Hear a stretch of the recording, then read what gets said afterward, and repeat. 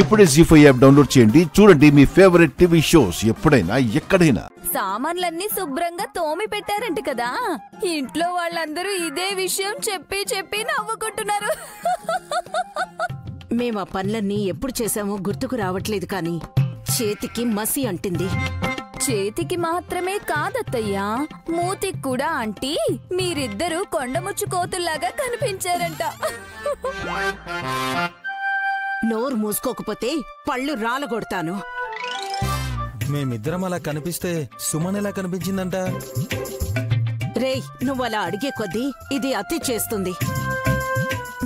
భర్త అడిగితే భార్యగా నేను సమాధానం చెప్పాలి కదత్తయ్యా.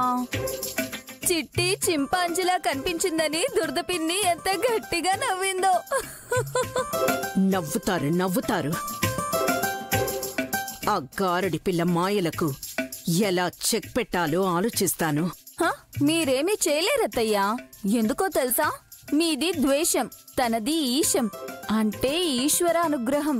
అలాంటప్పుడు మీ కుయక్తులేమీ చెల్లవు. కరెక్టే అనిపిస్తుంది మమ్మీ.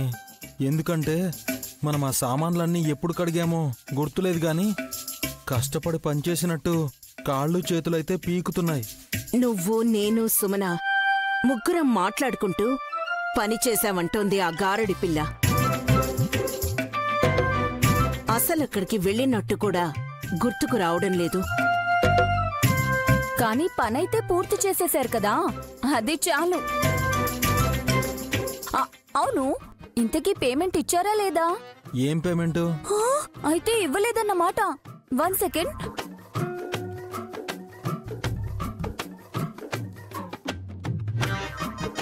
ఇదిగోండి,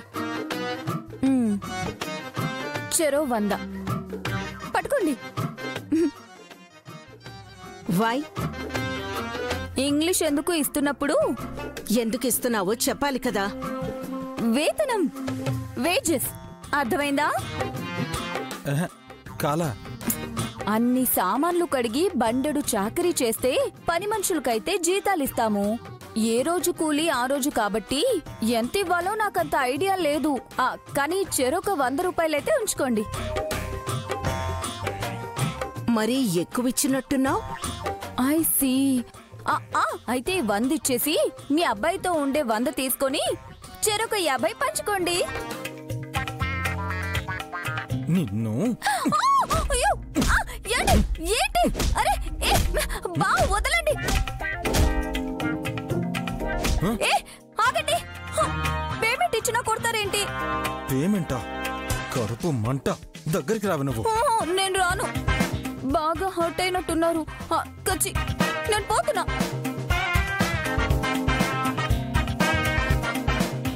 జీ5 యాప్ డౌన్లోడ్ చేసి అన్ని ఎపిసోడ్స్ పూర్తి ఉచితంగా చూడండి.